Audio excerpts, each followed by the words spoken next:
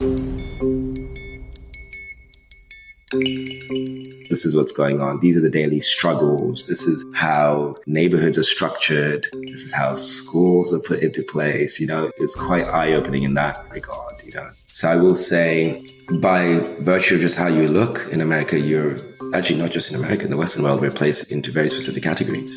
And more often than not, I often used to get, oh, you're so well-spoken, your accent. And it's almost like I'm getting this hallway pass, because of that versus it's actually, no, that's not the point. I'm here because I'm capable. I'm here because we are skilled. I'm here because I have the same, if not a better education than you. I'm meant to be in this room. What's up, Unfound Nation? Dan Kihanya here. Thanks so much for checking out another episode of Founders Unfound. That was Kofi Gyekye, a serial entrepreneur and co-founder of Lane, the world's largest and most innovative workplace experience platform, connecting 300 plus properties across 22 cities and 8 countries. We're trying something a little different with this episode. Kofi, along with his co-founder Clinton, actually built and sold Lane, so they're not really still unfound. But he was so interesting and the journey so compelling, I couldn't resist sitting down with him as a guest. Kofi grew up in Italy with African parents. He was good at school and realized that he loved the dual pursuit of creativity and analysis, the perfect foundation for his journey as a product visionary. A serendipitous meeting at a university party resulted in Kofi's partnership with his co-founder Clinton across 3 separate ventures. It was when Kofi was considering an RFP for a marketing campaign for office buildings that he decided to do something he had never done before in his career, see what it's like to work at an office. So he spent a day exploring and observing at a big skyscraper office. And then the epiphany hit him. Why can't the office environment be as convenient and seamless as it is at home? And so Lane was born. In the whirlwind that followed, the company did Techstars, grew from 10 to 200 people, landed clients all over the world, and then in late 2021, sold for $200 million to unicorn prop tech company VTS. Kofi has a great story. You'll want to listen in. Our episode is sponsored by AfroBlocks, the global Pan-African freelance marketplace and collaboration platform. A great resource for devs, designers, and virtual assistants. Check out the link in the show notes. Before we continue, please make sure to like and subscribe to Founders Unfound. We're available anywhere you get your podcasts, even YouTube. And of course, you can follow us on Twitter, Instagram, or LinkedIn at Founders Unfound.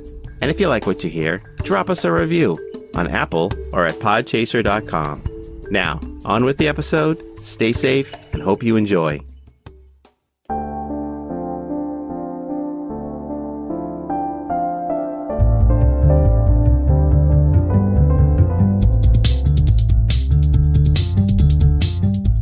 Hello and welcome to Founders Unfound, spotlighting the best startups you don't know yet. We bring you stories of exceptional founders from underrepresented and underestimated backgrounds. This is our latest episode in the continuing series of Founders of African Descent. I'm your host, Dan Kihanya. Let's get on it. Today we have Kofi Gyekye, serial entrepreneur and co-founder of Lane, the world's largest and most innovative workplace experience platform, connecting 300 plus properties across 22 cities and 8 countries. Welcome to the show, Kofi. We're super excited to have you on. Thanks for making the time. Thanks for having me on today. It's a real pleasure. Terrific. So I gave a quick introduction. I talked about the fact that Lane is an innovative workplace experience platform. Can you tell us in a minute or two, what exactly is that? What are you trying to solve with that platform? Yeah, most certainly. The workplace, it is one of the largest assets on the planet, but it's been quite neglected, meaning quite archaic means to communicate with people in the buildings in terms of your elevator might be down, but you find out when you're in front of it, you've got the signs of a slippery floor, but you're like on the floor as you're slipping, going through it. Typically, things like key cards, people have 5, 6 key cards to get into the lift, to get into the building, to get to the garage. And, we thought there must be something we could do to improve the workplace experience. And, we spend a third of our waking lives, working. And we'd love for that experience to be something that's peaceful and has ease and, so forth. And that's something that we know is with technology more on the home front. You've got your Nest, you can open your door remotely, you can, turn on your car in the winter, but you can't necessarily get into a building and have ease. So with Lane, we decided to create the first ever workplace experience. So how do you get in and out of the building? How do you invite people to come, in and out of the office? How do you interact with the space when you're in there, whether it's complaining or giving good feedback? And, it's a little mini economy. How do we actually have everybody interact? I love that. And I love the fact that you talk about a third of our lives are spent in the workplace, and we have such different expectations, or at least accommodations, if you will, in our personal lives. Why can't we have that in our professional settings too? But we're going to dive more into Lane in a little bit. But before we get there, I'd love to hit more about your background. Where does Kofi come from? Where's your family from? Do you have brothers and sisters? What was it like growing up? Yeah, for sure. Born to African parents. My father is Ghanaian and my mother is Kenyan, East African. And I was raised in Italy. So I'm from Rome. That's where I was raised.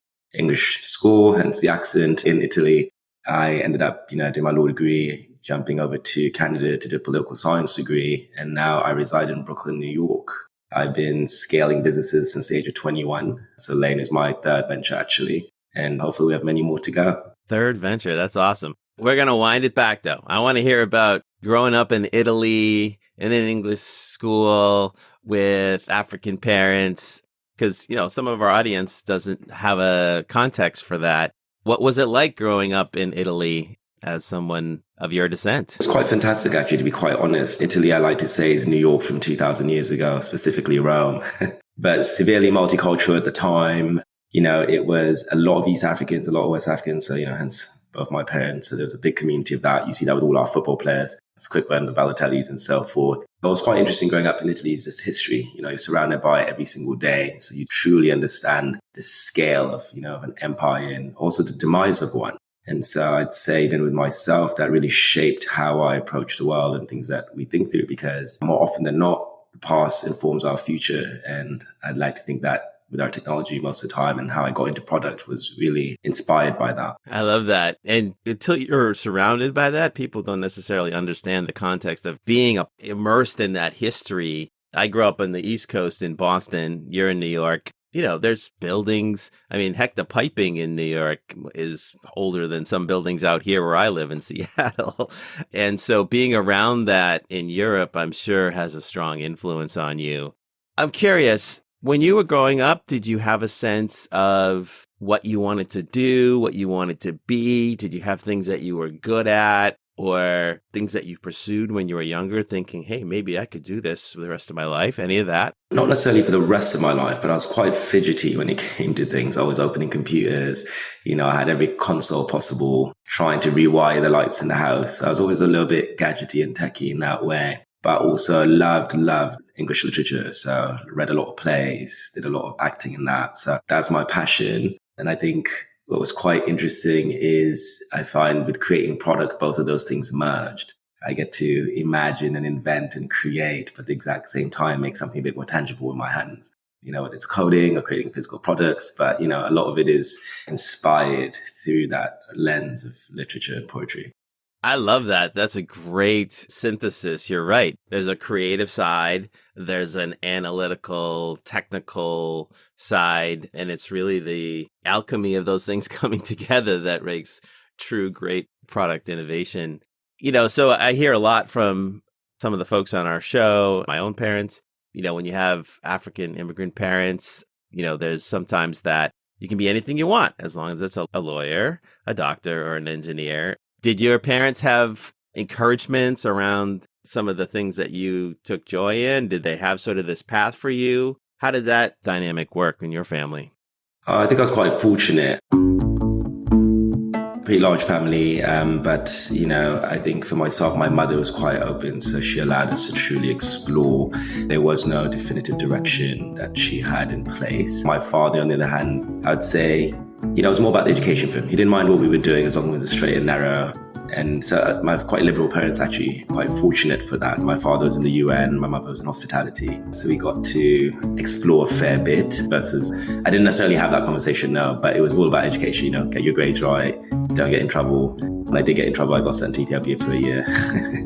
So I lived in Ethiopia. I lived in Addis for 1 year. Actually, it was quite the experience, but it was great. Wow, you must have really done something to be sent away for a whole year. Yeah, as kids, we test our limits. Yeah, we do, for sure. When you were thinking about coming out of secondary education and into university, did you have a thought about what you wanted to do, where you wanted to explore? Did you have a sense of that, or were you still sort of in the, I'm not sure, and I'm just going to do these things that I'm good at and I like? Right, yeah. So I did A levels, and actually I did a lot of A levels, six of them. You're typically supposed to do three. So I did three sciences, and I did the arts, so history, English lit, English language, and then I had chemistry, biology, and physics. What possessed you to do that? Honestly, I was quite privileged. I went to a great school. It's called the New School. It's quite an alternative school in Rome. One-to-one education. I think there's 7 people in my class. I'd say actually, to be quite honest, that is probably what formulated a lot of those teachers really did guide us in the right way. Quite fortunate to have that sort of attention, for very many years. So coming out of it, I knew I wanted to do something around, law was something that was quite interesting to me. I love the systematic, analytical sort of approach to solving problems whilst at the same time interacting with human beings. So hence why I ended up in that law, political science type direction. I actually thought I might, get into public policy or something of that nature. Interesting. And is that how it played out? No, it did not. Yeah, that's not how it played out at all. Did both of them, ended up realizing, it's not necessarily for me. And I actually fell into entrepreneurship, to be quite honest, and into tech. I met my co-founder, Clinton, at the time when we were in university. We used to throw parties. And we ended up in this particular party where we, let's just say, we were not supposed to be throwing a party, and we did. And the authorities sort of pulled up. The next morning, we sat down and were like, wait a minute. We both have degrees. We're both capable. I don't think we should be doing this. And he had done a computer science degree. And we're like, let's try start an agency maybe. And honestly, there was also no jobs at the time. This is 2009, 10. The economy was quite tough at the time, especially young individuals. So and technology, I'd like to say Web 2.0 was still fairly new. HTML5, things like TikTok and Twitter, Instagram didn't even exist really at that time. And so we dove headfirst into it. Do you remember a moment where you were thinking, yeah, that path is definitely behind me. I'm burning the bridge. I'm moving forward. Or was it more gradual where you took advantage of these opportunities, where you hooked up with Clinton and just said, let's try this? Or was there this moment like, I love this and this is what I'm going to do? No, there's 100% a moment. Somebody posted on Facebook, actually, that they were looking for social media experts at the time. And I cheekily responded to the message through Facebook. And I was like, why would we send you our resume? We'll just do it on social. And, the individual found it quite comical. They, told us to meet them on a Friday. And at this time, we were living in Canada.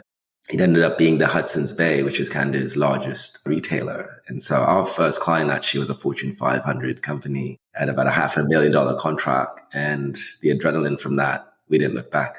Amazing. That is, I don't know if it's serendipity or, good fortune meets, sort of ambition and chutzpah. That's a great story. All the magic, all of it combined. Yeah. And it happened in the span of a week, actually. So the party was on a Friday. The authorities were talking to us on a Monday. And we cheekily responded to that message on the Tuesday, and we landed the client the following Monday. Oh my gosh. And that's what started it all. That is crazy. That's going to make a good chapter in your memoir for sure. So you take off doing this agency, and is there a time or a sort of season where you said, okay, this is good, but what's next? 100%. With the agency world, you eat what you kill, service-based work. So it's quite exciting because you're working with numerous types of technologies, varying clients, whether it's automotive or retail or, governments. We were doing, that was quite exciting. But, bad mentors. We had some bad mentors at the time. You're young, you're excited, people clinging on to the success of, 2 young guys that have scaled a company to 40 people pretty fast. Money is coming in and out the bag. You're buying a G-Wagon and all the rest of the North. And, it was just not sustainable. And so Clinton and I sat down and we realized we were not being fulfilled anymore and decided to start our next venture. So we actually packaged and sold that company off to Publicis, one of the large agencies, and decided to start a company called Useful, where we only worked on useful things to get that kind of fulfillment. That was our next venture. And so that was a good 3 or 4 year run where we worked in quite, similar vein, but quite wholesome, and really allowed us to graduate into that next level. What's a highlight from the Useful journey? You can still make money doing good things for people. So we worked with like sick kids. We were able to help them raise, amazing funds with new technologies. We did that a lot for a lot of charities and not-for-profits. We would work with Coca-Cola on their free water projects in places like Mexico and so forth versus anything else. So, it was quite fulfilling. And for the first time, our technology was interacting with individuals versus through an agency or, through a retail lens or something of that nature as direct to consumer at the time. Interesting. I love that name too. Useful and appropriate theme. Before we dive more into Lane, so that journey of the agency and useful, what are the things that you took with you? Experiences, networks, skill sets? What are the things you took with you when you were launching a venture scale company that has a product? For sure. I think one was, many people don't really speak about this, but, understanding how to build a great team. That was one of them. People around you, your success is only based on them, to be quite honest. They're coming with you on your wacky journey and they're rallying behind you and supporting you and trying to get this idea that, Clinton and I have. So team was quite important, how to structure it, how to allow yourself to take criticism, to listen, to collaborate, and so forth. Because, more often than not, you're hiring people who have a specific skill in order to contribute to the mission that you have going forward. So I'll say that was a really large one. I think also understanding, I guess it's adjacent to team, but, even with founders or with, the venture where it's coming from, it's quite easy to get money. It's about getting the right funds and the right people who will support you and help you through that journey. That was also quite important. And then the other taking from that was physical and mental health. It's a lot of work to start something from zero and scale it up. And I think in our younger years, you feel quite invincible. We had started, that work, but, making sure you're eating right, making sure you're healthy, making sure you're mentally taking the time and the breaks that you need in order to come back and do it all over again. Those are great benefits to have learned before the big startup journey. Many people learn that during it. Sometimes it can be a crisis on any of those fronts, whether it's the culture and the employees or your own limited capacity. We're all finite, whether that's spiritual, psychological, physical, and knowing how to get the best out of it and not the most. Well, great. We're going to hop in next to Lane. But before we do so, we're going to take a short break and we'll be right back with Kofi Gyekye from Lane. You're a visionary founder building the next big thing, but your ever-growing to-do list is slowing you down. Well, lucky for you, getting things done just got easier. Introducing AfriBlocks. AfriBlocks can connect you with the top freelance talent in all of Africa, and they will manage the project for you. We have vetted thousands of software developers, graphic designers, social media managers, and virtual assistants who can help you save time, save money, and build better. Get it done right the first time. Visit afriblocks.com and tell us Dan sent you to get 10% off your first job. So we're back with Kofi from Lane.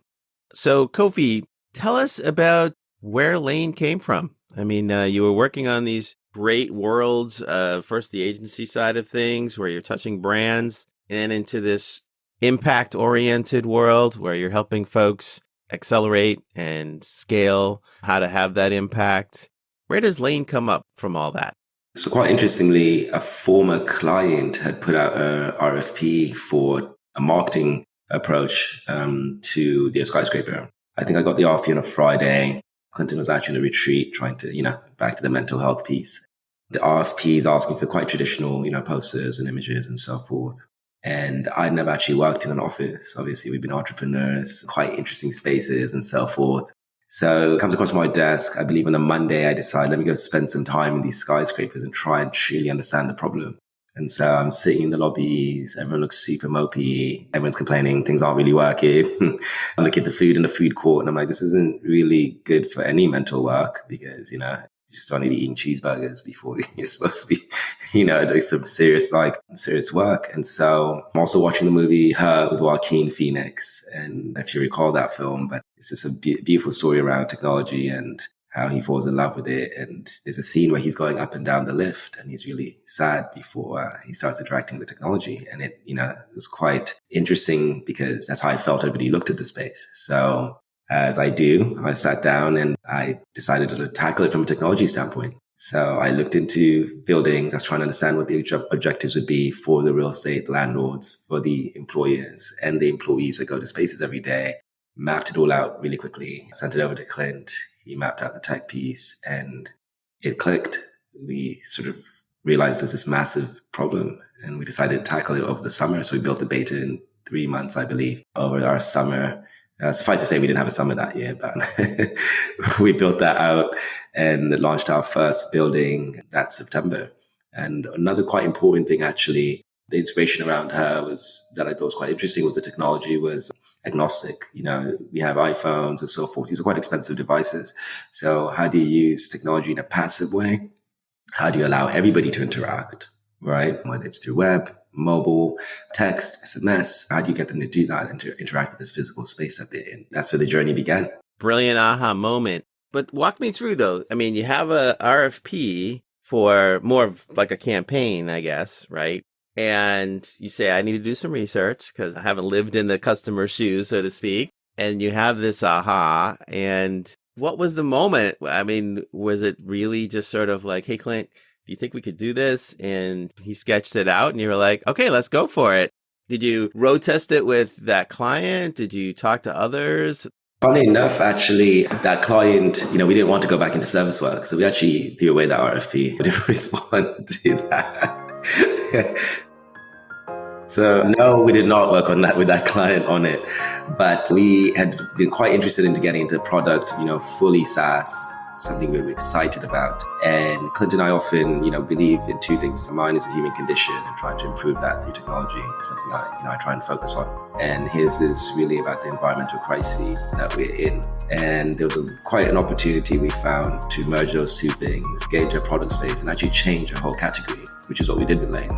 And so once we started getting into the workplace, understanding the B2B, B2C structure that exists in that, it just started becoming more and more exciting. I think, I may not say there was one specific moment where it clicked, but for sure we both knew there was something there that we wanted to explore a bit more. I mean, we just dove both feet in.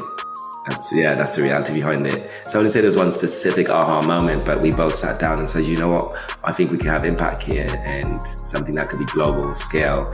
And it was also just the natural progression. We had started with service work, we've gone into this experiential sort of space, and it was about time for us to get into real SaaS and product that way.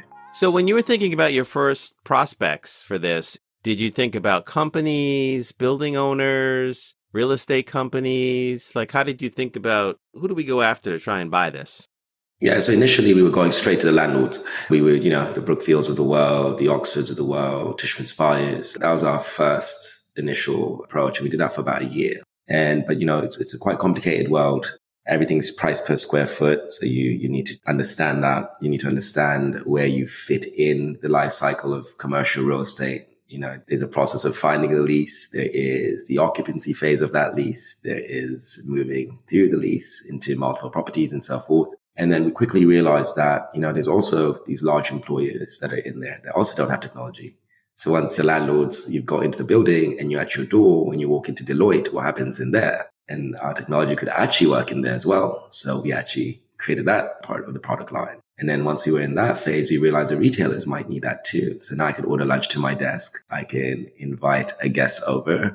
I can have the guest check in seamlessly into the building with all the security protocols that are necessary. And then we have all these third-party actors in the building. So people who clean the windows, people who service a garage. So you might get to work and you need to get your tires filled up and done. There's a lot of these amenities that actually exist in these buildings. There's gyms, there's like private clubs. And so before you know it, we had this massive, massive product that was really B2B2C.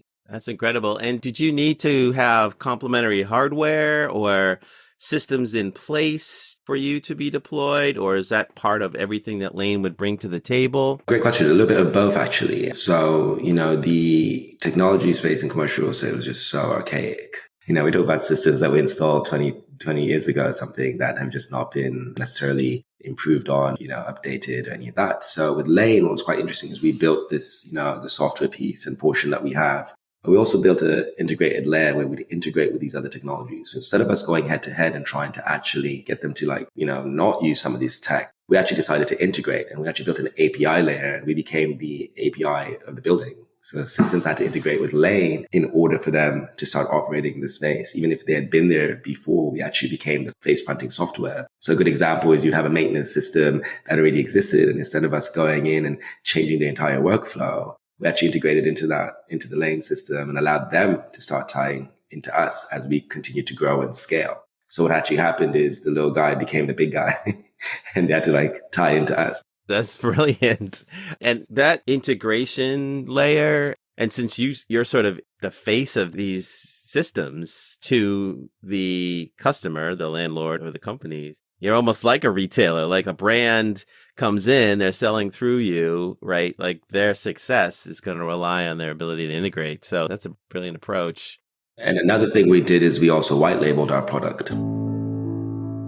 So, it would be whatever, let's say it's Brookfield, they would call it My Brookfield. And that was their product, was customer facing for them. So not only did it look like an amazing perk, so it looked like the building was putting this on, it felt individual. We also built an amazing, we call it our builder, but it's an interface builder that allowed you to actually create your mobile interfaces or web interfaces into any look and feel that the property had. So they were still quite unique in that way. So if you had a building example in LA, parking is a huge thing, that might actually be the forefront of the actual product. Whereas in New York City, that's not the case. It's probably about transit and like how do you get in and out of the building fast, right? So our product was quite malleable that way.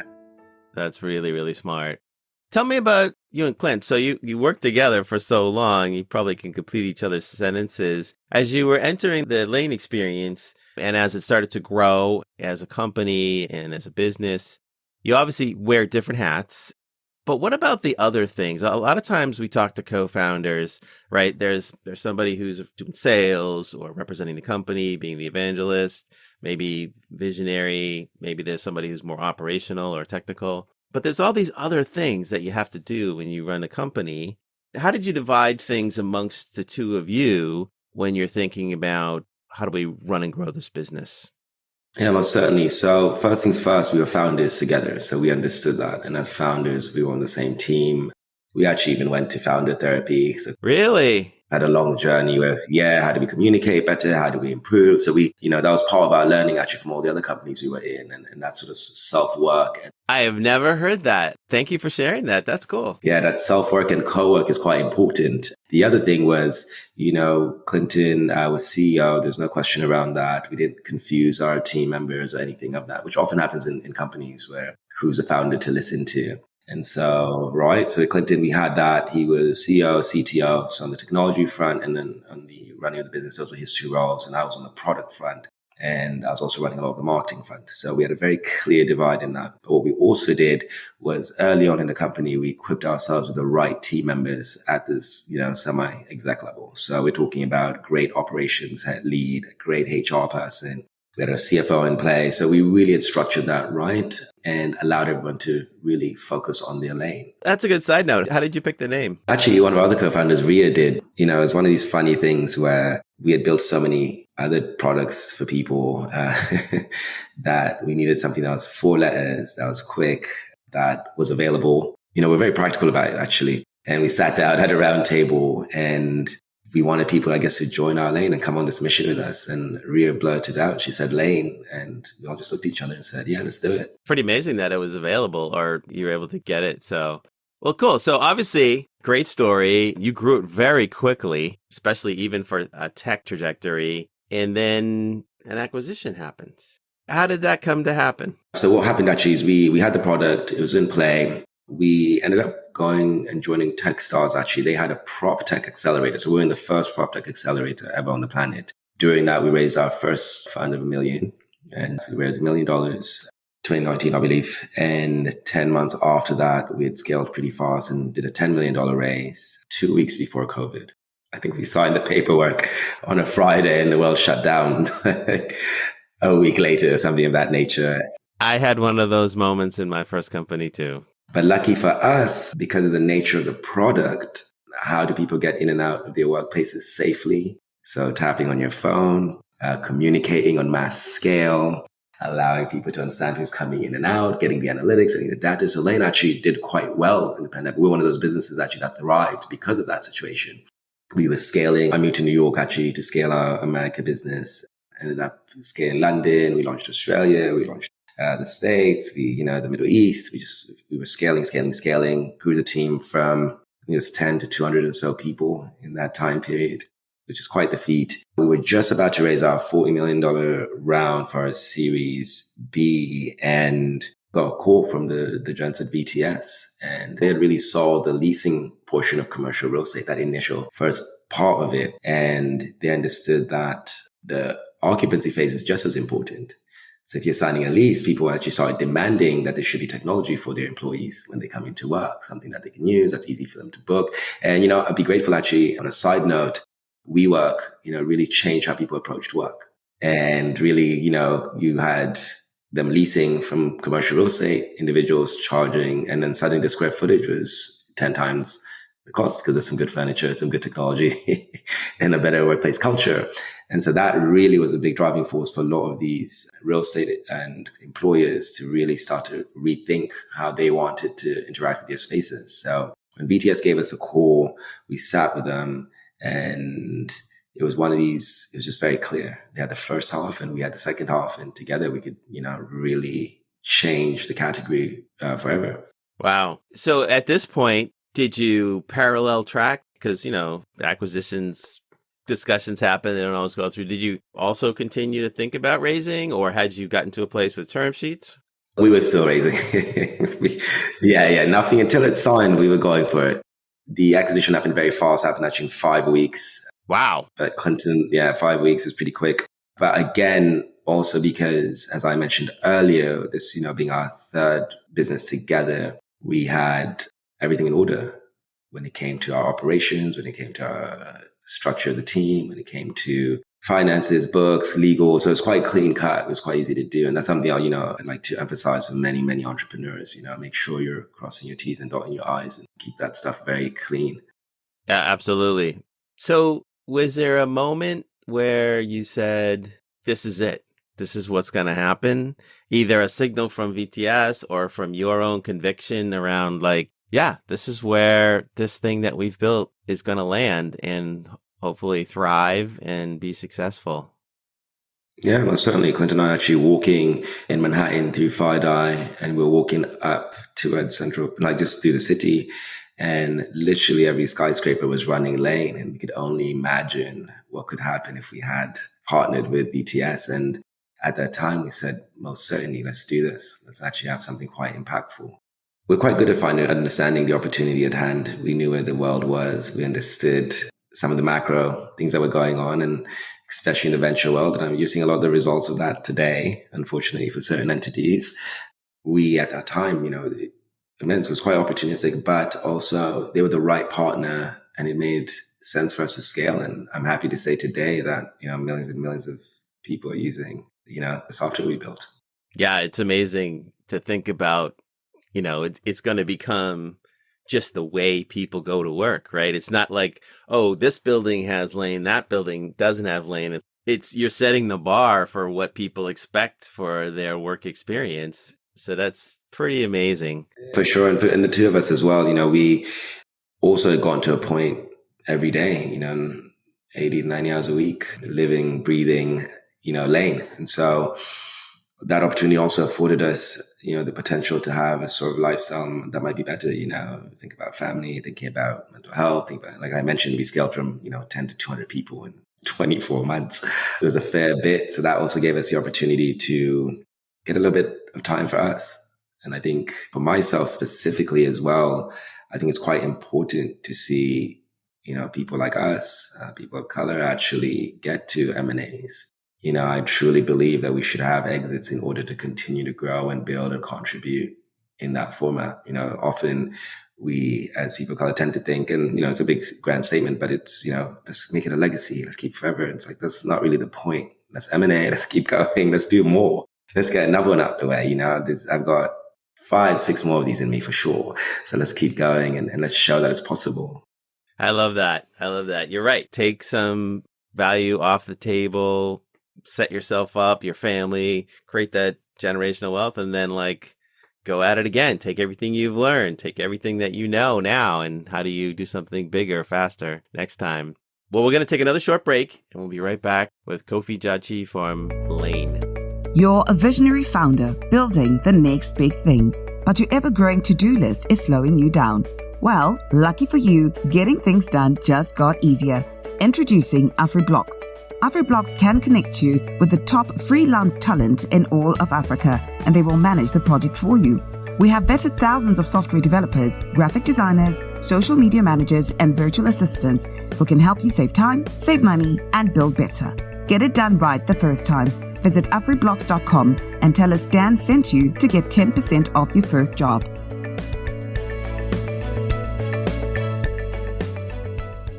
So we're back with Kofi from Lane.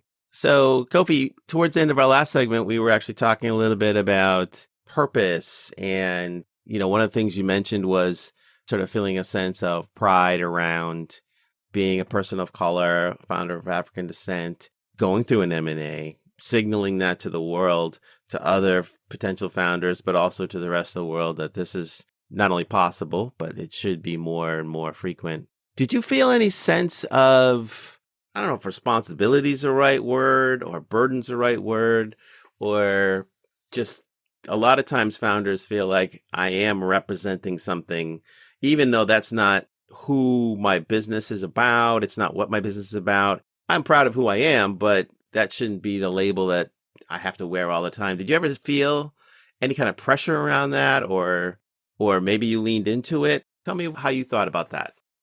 Yeah, most certainly. 100% there's pressure around that. Very rarely in tech. I mean, for the viewers, my hair is curly. I am clearly very African. And, getting into those rooms, you're always the only one in that room with that look and approach. And that can be quite shocking for the people in the room, especially as a founder. More often than not, they may not say it, but you most certainly feel it. And, specifically with Lane, I'd say the world was also going through it. We're in the pandemic. We had moments like George Floyd. We had killings happening every day. I had just moved to America, so I was learning what it was to be Black in America. It's, something I was learning myself. While all this stuff was happening, our staff was looking to me at times to, really speak up for them. And, it's quite challenging because I'm also learning what it is to be Black in America. I do not want to make assumptions or something that I didn't know. But I realized it's about the African diaspora. We all struggle through these moments, whether, if you look at 2 generations back, our families were mostly either colonies or coming from backgrounds in slavery or something of that nature. And so this is all brand new. My mother doesn't know what an M&A is. She didn't understand venture. And she's, great, bright, brilliant woman, successful with the tech world. It was just new. And there's a lot of terminology and stuff that just we don't know. It's not something that we have in our communities more often. We don't speak about it too much. And often what happens is while you're feeling that pressure, you end up just not wanting to communicate it. So during that moment, we were an open book, Clinton and I shared with our staff. I used to hold meetings weekly where they could just call me and ask me any questions. It might be ventures they wanted to pursue in the future, right? And now we were open to do that and have those conversations. We didn't believe people had to be with us and stuck with us forever. It's like, no, how do you, you're here to help us on this journey. How do we help you? You might have an idea in that way. And especially when it came with people from the African diaspora, and that, that was something I felt that was quite important. I love that. And sometimes tough to navigate that.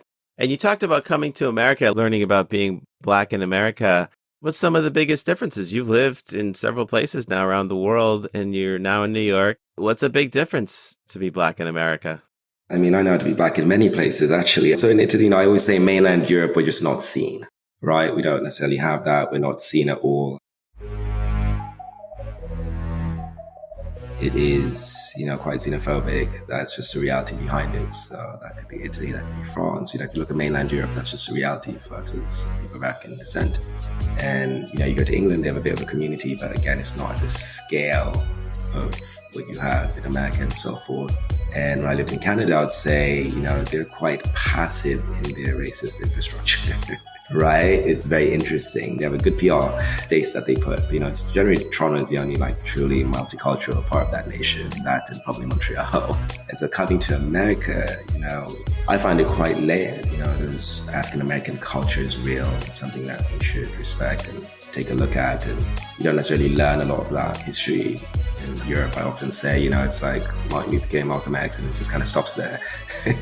Right? It doesn't continue on in a way to be like, well, these are the structures, this is what's going on, these are the daily struggles, this is how neighborhoods are structured, this is how schools are put into place. It's quite eye-opening in that regard.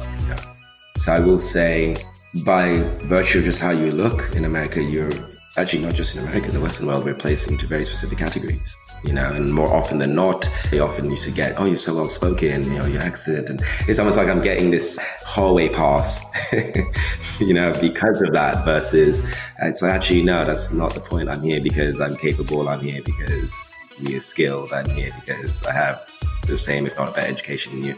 I'm meant to be in this room. Meant to be in the room. I love that.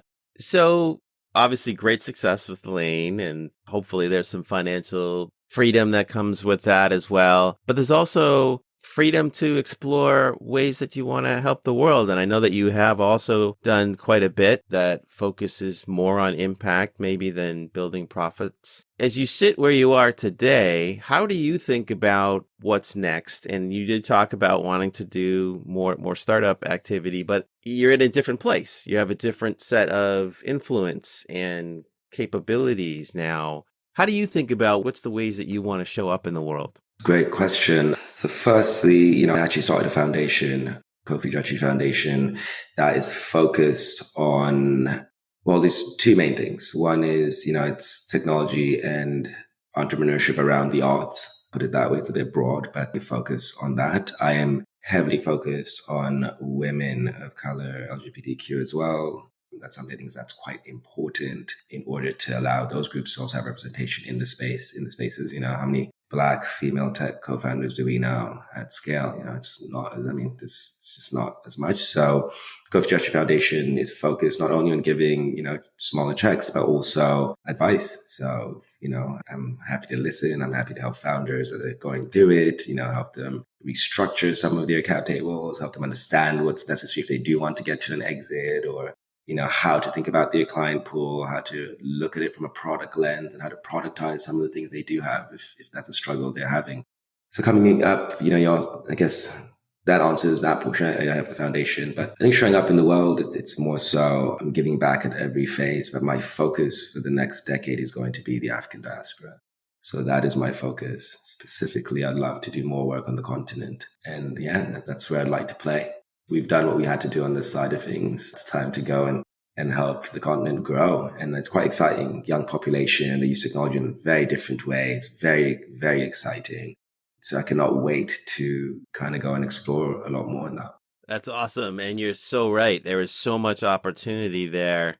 And it's exciting to see folks like yourself, the Paystack founders. There's generation who's ready to enable the next generation and to lean in. And not that there's anything wrong with that, but you're not talking about wanting to be at the Met Gala or, hanging out with fill in the blank, Elon Musk or whoever. Maybe you want to do those things, but they didn't come to mind right away, which is great. So, I think there's this balance, like you said, of responsibility and also just joyful willingness to want to engage in that way. So one of the things we also like to do is the old retrospective and let people ponder about things that they either wish they knew or had been directed. So I always ask if this Kofi could go back to, let's even say before your agency, and say to that Kofi, the one that's coming out of the party, maybe Clinton's not at that party and it didn't all happen quite then, but you knew you were going to be an entrepreneur. You knew that, you obviously knew the journey that Kofi was going to take.